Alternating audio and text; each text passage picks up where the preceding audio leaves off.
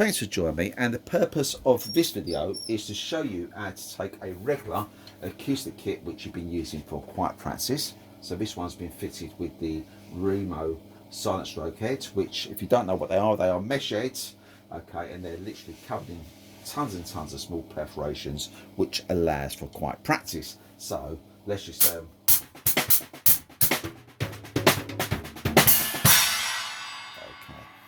so it gives you an idea of how quiet they are. They're extremely quiet, so they allow me to actually practice pretty much any time of day.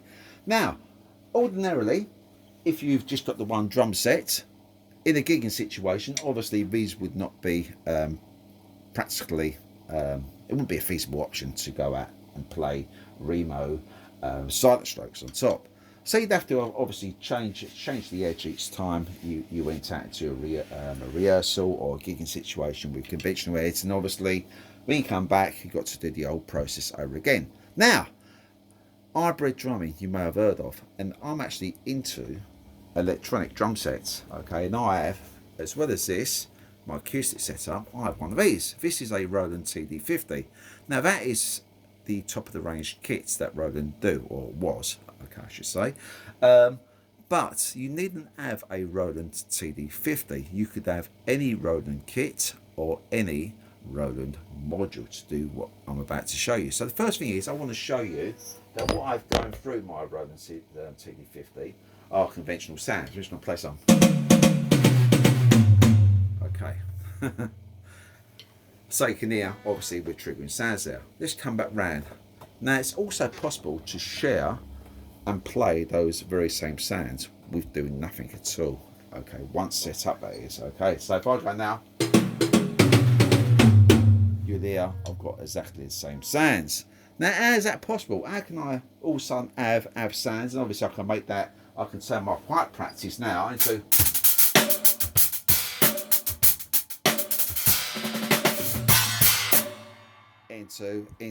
noisy, or obviously noisier practice if I wish. Okay, so what you're going to need, in addition to a Roland brain, now I should say you do not have to invest in a full setup. Okay, I am literally using this ack, as it were, to play my Roland TD50, because I have that already, so I can play these pads, which are a slightly different feel to my acoustic pads. I must say I really do love the acoustic feel though with those mesh heads. I'm actually thinking the main difference with the mesh heads, I should say, is the Roland factory fitted heads on like these pads. These are the PD108s, for example, are a double ply. Okay, so there's basically two layers, and on the snare drum, this is the digitals now, 3 ply. Okay, and on the bass drum I believe it's also a double ply on the kick. So I might actually invest. Roland offer a dual ply for the tom-toms, bass drum, and also triple ply for the snare drum for my conventional sizes. I may actually be invested in those. But what I want to show you is you needn't have these pads to trigger. You could just have, for example, the brain. So I'm using, like I say, the CD50. What I'm actually doing is, at the back of my module, I'm actually making use of all the outputs. I'm actually using it in a way as a slave. Okay, so what have I done? What have I done to achieve playing both kits, triggering those sounds? Well, it's simple. The first thing you need to do is invest in the triggers, and you would invest in, well, it's up to you. Actually, do this is a dual trigger, so as rim as well as obviously the head on there. So these are the Roland RT30 HRs. I'm just showing the wrong one. Okay, they would be the ones which you would use on the snare drum, on the tom-tom if you wish to have a dual trigger. But they do just a conventional 30H, I believe it is. Okay, which is just a single zone. Okay, now obviously you would need as many of these as you have toms. So in the conventional kit, it might be just, for example, snare drum and 3 toms. So you'd need 4 of these. I've got 5. Or without 5 once I fitted the last one. I'm literally just doing this now. Okay, this video is fresh as I'm actually setting this up. So you need as many of those as you have toms, and obviously one for your snare drum. And in addition to this, you need a special one, which is the one I was just showing you by accident at the beginning, for the kick, which is the RT30K.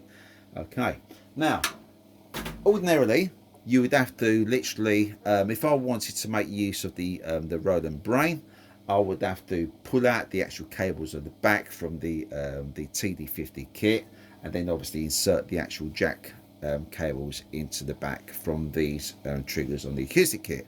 Aha! But what I've done is I've invested in some of these. Okay, as you can see, it's a single jack in into a splitter. Okay, so obviously stereo. So there you go, stereo connection. These are both mono. Okay, so and that way I can actually share the actual the outputs of the module, and you could too. So you needn't actually invest in a full set like I'm showing you here. Okay, like I'm showing you here. He says I'm just that's my percussion rig in case you're wondering. Okay, so you needn't invest in any of this at all. And if you have this, you obviously can utilise both. You could just invest in the brain, and the brain would be down to you and your budget. So it needn't be a dear do. It needn't be too costly. Although I appreciate none of this is cheap at all. Okay, but what I will say is it is absolutely fantastic to have both options. Now, as you've heard, with this you could have you can still play the quiet cymbals. You can make them louder, by the way, by just placing tape on them. Okay, you can make them louder if they're too quiet, which is what I do here, and that actually alters the pitch as well. I'm forever changing and playing about with those because you're just covering up the perforations. Or you could obviously, if you're in the gigging situation, you can play conventional cymbals. Okay, or if you wanted to, you could have a complete hybrid setup where you're using maybe conventional cymbals and a mixture of or a full set of the Roland CY cymbals. So it's up to you. You can mix and match to your heart's content. It's fully hybrid. Obviously, with this setup, the beauty of which you're not going to be able to hear is if I had the conventional heads on these drums, I would have the obviously the tone, as in a normal way, being projected from the shells, as well as the triggers. So there's lots and lots of food for thought there. Hopefully I gave some options. I've not seen any videos like this online at all, or anyone sharing the sources like I have. Perhaps people have. I've actually done it in the past with the IAT as well, because I'm a lefty and I used to teach right-handed players, and I was able to basically utilise that for the left and right-handed setup. So at the switch of a kit, as it were. Anyway, hopefully you've enjoyed the video. Please like, please share, and go and try for yourself. Hope this helps.